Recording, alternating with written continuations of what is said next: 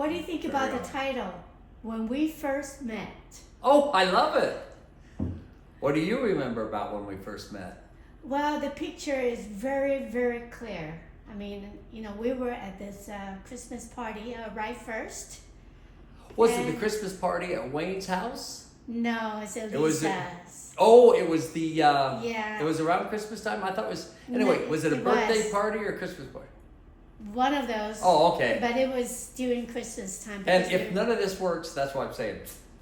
Yeah, but anyway, so I was ready to leave, and here you come, a gentleman in your silver jacket, and well, I didn't notice you, but your You voice. didn't notice me. Your voice always arrives before you. My voice always arrives before me. Yeah, I'm like, who Yeah. is this guy? Another guy who is interested in Lisa?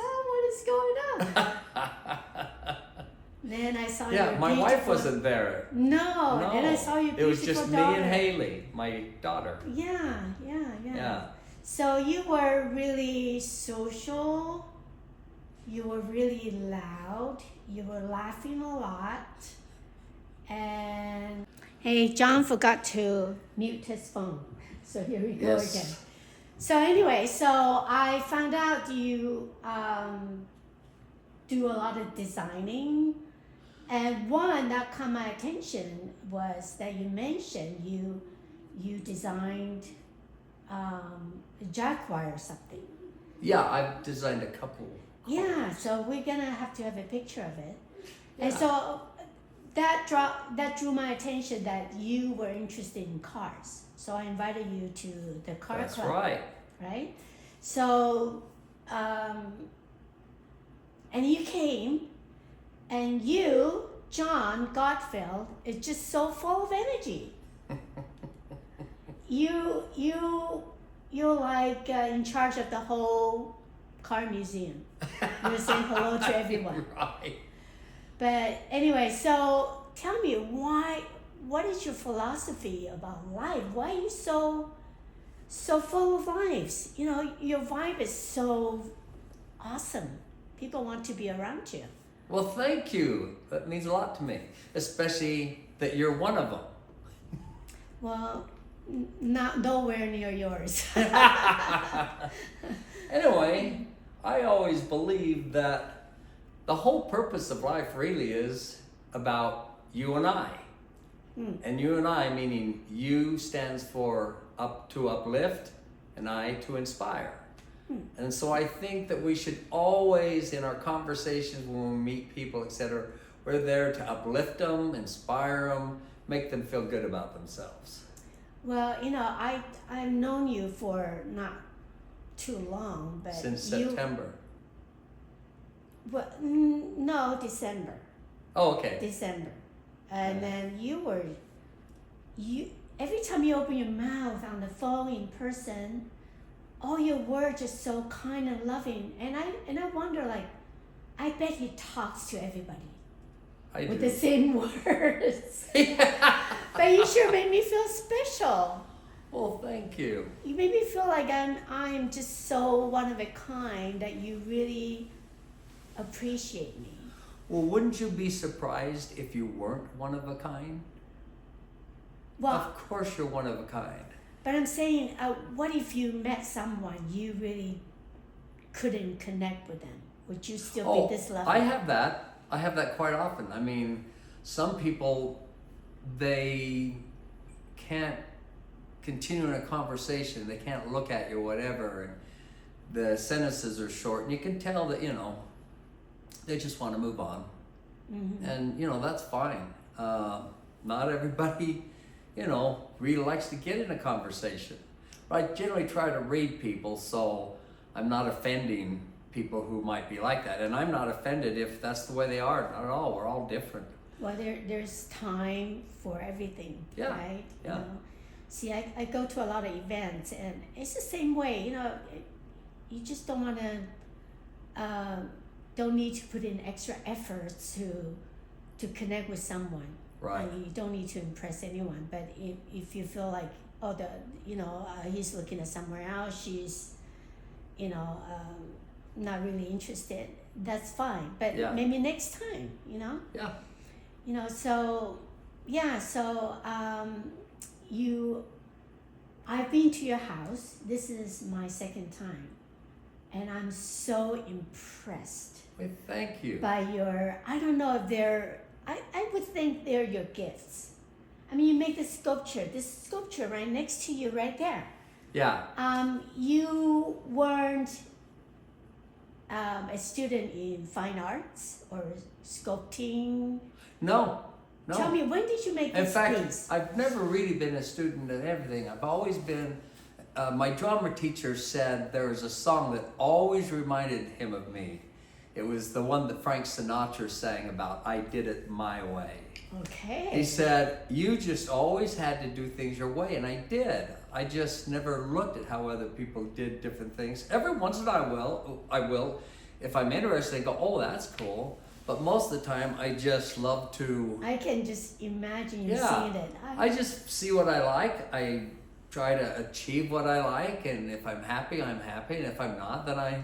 Would you sing that little phrase? Which one? That phrase. I did it my way. I did it. Would I sing it? I did it my way. Can you make it more forceful? I don't know. I did it my way. Awesome. I don't have a strong voice. Well, you're not feeling well today, and I cut No. you. I really cut you at the wrong time. Yeah, I'm going to grab the picture just so I can explain the sculpture. Sure. Okay. Anyway, John, you are full of wonderful surprises, and I'm so starstruck by you. Seriously, you got a beautiful family, and look at this sculpture. When did you sculpt this, Okay. and what's the inspiration? The inspiration was Yeah. this. I've never sculpted before in my life. Can you see that? No kidding. Well, and I've never designed a car before in my life. Guess collection. Yeah. Well, this actually came from Maurice Marciano, who owns Guess. And he gave me this watch that she's wearing on her ankle. Oh, wow. And so I made this to him because he gave me that, and I said, thanks, Maurice. And I made it look like an ad, a Guess ad. It's a limited edition. Yeah. Seriously. But that sculpture came in because I was designing this car. I'd never designed a car before. This is your design. Yeah, it's my design. Okay. What happened is every September is my favorite month of the year because that's when all the new cars come out. So I looked to see what changes they've made. And there was this one car, and I don't remember which one it was, but I thought this year might be the year, and I just couldn't wait to see. And then when they came, they completely changed and went a different direction. I was so mad and upset. I said, if I'm ever going to have the car I want, I got to design it myself. I literally got off the couch as soon as I saw that, went and found a 2x4, cut it off, and just started carving a car. Wow. And so the first one was a 2x4, but then when we started building this car, I needed a little bigger one, so I made it a 20th scale. I mean, not a 20th. This one here is a 10th scale. There's a sculpture of it. Yeah, there is. Oh. It's in New York right now. Okay. Anyway, so I started carving this car, and because, I wanted a car that looked the way I wanted a car to look, right? And the only way that's going to happen is you do it. So that's what I did. Especially when somebody made you mad. That makes you even more creative. Yeah, well, I was upset that every time they got close to what I want, they went the other direction. And I'd go, I'm tired of it. I'm just going to design my own. So I designed that one. Well, we can't wait if that becomes reality. Yeah, that that would would be so be- cool, like so futuristic. Yeah. It's so sexy. Well, so I started building the car, and I was getting through it, and I spent a lot of money. But I thought, you know what, John? You may think you know a lot about car design, but maybe you don't. So I figured I better call somebody that knew. So I just happened to call BYU, and they had an automotive department, an automotive design department. So I called, and John Marshall was the dean of automotive design. And I said, I'm building this car. I've got this model. Can I bring it up and show it to you? Because I'm a little concerned. I'm spending all this money, and I want to make sure I get it right. And he said, sure, come on over. So we went into his office, and I hand him the car. And he looks at it, The sitting there model. behind the The desk. Yeah, smaller the model. I The hand him the smaller. little model. It's Okay. only this big. Okay. It was 20th Okay. scale. Anyway, he takes it and he just sits there and he's looking at it and he's looking at it and he's turning it around and he's spending all his time not saying a single word. He had a perfect poker face.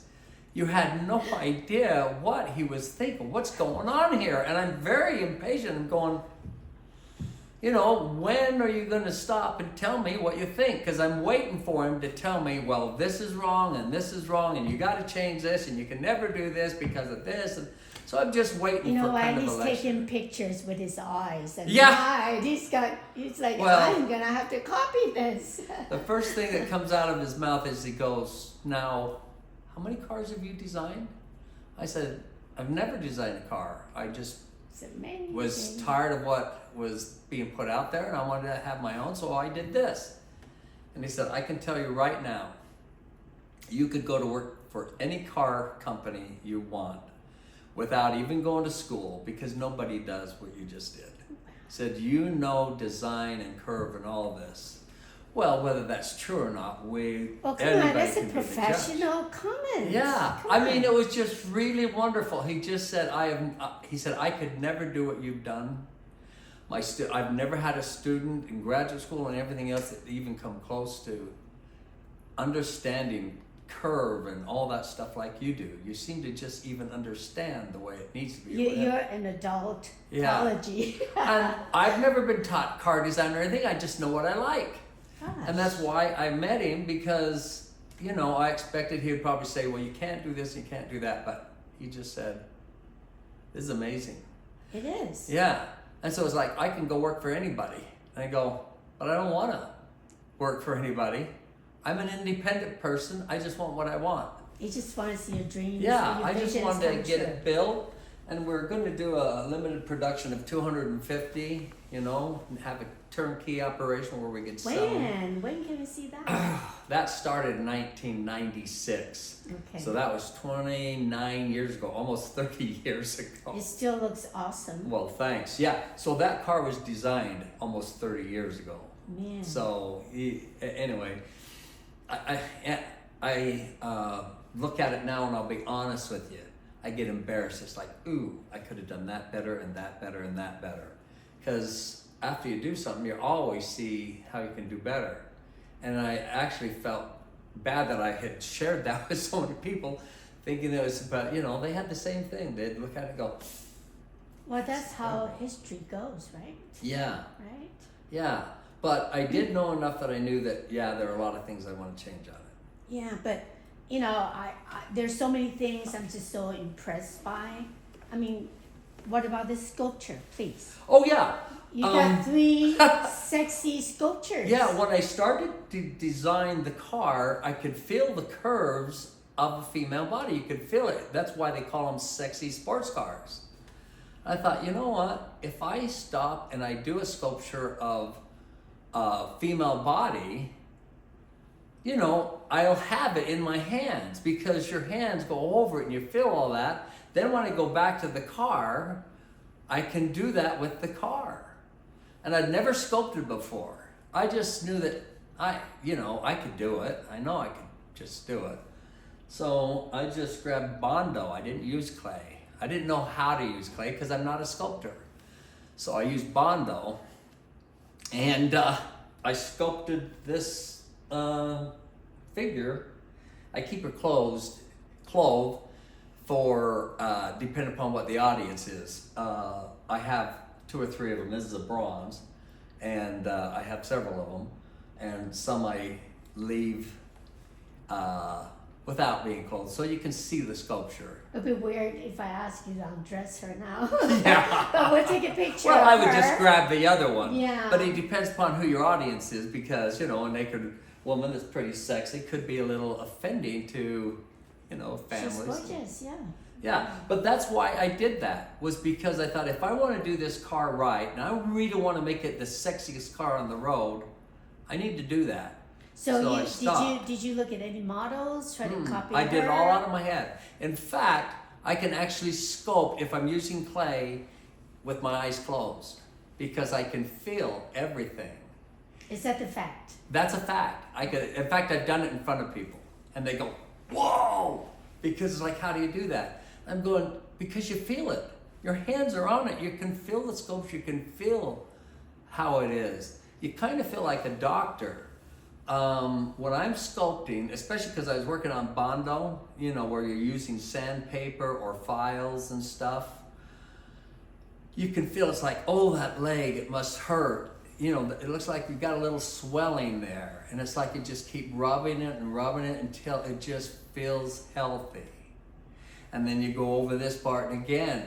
And anything that just doesn't look like they're right, you just work on it until you really feel like now the sculpture is feeling healthy. So do you feel like you are a very observant person? That's why you could do that? I think I am, but in a lot of ways I'm the opposite, which is pretty common. You must have a third eye, right? Well, a third eye, you know, looking at the world. I generally see things as they ought to be. Whether I'm right or wrong, it's the way I think they ought to be. And so whenever I see anything, that's why I made my own cars, because every time I see any other car design, I may really love the car, but there's always something wrong with it that I've got to change. The only car I can say that I've never felt that way was Rolls-Royce. Rolls-Royce seems to know how to get it right all the time. Not all the time, but pretty much they know how to do it. Besides, I don't do luxury cars. I may try one sometime, but I'm a sports car person. So I like this, you know, the aerodynamics and all that sort of stuff. Well, you know, I talked to a few friends and I always said, John is just so full of life and full of talents. But the thing is, you know, you're trying to do so many things at the same time. Can we see the car happen like in 2026? Make I think we one will. happen at a time, because, you know, when you're doing like 20 subjects at the same time, it's going to take longer. That's my problem. I'm always working with at least 5 different things going on. Only 5? That's why I said at least. I mean, even your hands-on, you know, you make all the designing and you actually build your home, that, you know, all the details, just Well, you know, how it's many people have interesting. this energy and consistency, you know? I have no background in architectural drawing. I just love architecture. I always have. And I always wanted to design my own home. I knew what I wanted. I knew what I'd like to have. And I have a brother that likes to build homes, and he's had me design a few for him, and a few townhomes, you know, bigger projects and stuff like that. At first, because he's my brother and he's my older brother, when I talked to him about it, it was like, you're just a kid. You're my kid brother, 5 years younger, and he's dealing with the professional architects out there designing stuff. And I'm just going, but they don't know what they're doing. And he was with me. He had to go to an appointment. I was at the Provo Library, and I stopped, and I had a blank piece of writing paper, and I took out a ballpoint pen and I drew this really nice building. And when he came The back, outside, like yeah, the design he of came, the outside. yeah, he came back about 35, 40 minutes later, and he looked at the design, and as soon as he saw it, he goes, all right, I need you to see my architect. I want you to work with him because I like that, and I want to see if we can get that. He's like, I don't know my brother until now. Right. So we Would go. you show us that photo of your home? Is that a good? It is. I call it John Garfield's estate. You getting any reflection? What do you mean? Because you got light everywhere. Yes. Anyway, yes. yeah, so I designed this home because I loved it. I thought your home should be your greatest work of art. And it always was very important to me that your home should be a reflection of who you are. And How many people have a home like that, really? I don't know. I've never seen a home like this. To design it themselves. Yeah. You know. Oh, a lot of people like to design different homes, but they'll give it to somebody that knows what they're doing. It is easier to say than done. Yeah, most of the time they say, I like this one, something like that. If they want a custom home or whatever, but they'll go through all kinds of magazines until they find what they want, and that's generally what they do. But there are some people who, might be into design and they may sketch out something. I don't know. I'm not that familiar with it. Yeah, you also paint. Oh, wow. So that's, what do you think about the yacht industry? It's all about, a state of the art and one of a kind. It's very, very niche and very up there. There are a lot of designs involved. Yeah. It's funny, but yachts are some of the most beautiful objects on the planet because they're designed to flow beautifully through the water, the streamline, all this other stuff. I love yachts. In fact, I've drawn some sometimes. Well, I've done that with just about everything. I like to see you draw one. Yeah, because I like to see what I like to see. I've done that a lot with architecture and everything. But you're so busy. Don't draw a yacht. I would love to see one, but I would love to see your car on the street, on TV, well, I'm in hoping movies. to get it done. But this house, that's a picture of it.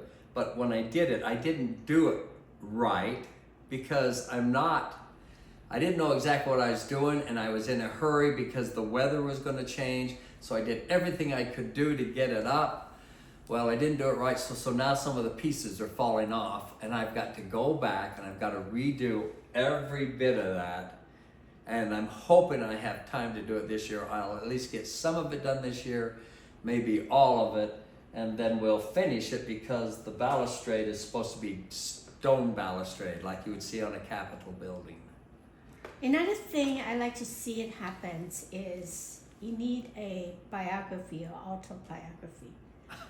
And you need to talk about all the talents you have, what you have done, how you met your wives, all of them children. Are really cool I think this would be such an inspiring and beautiful life story of yours. Thank you. We really like to see that. Yeah. Yeah.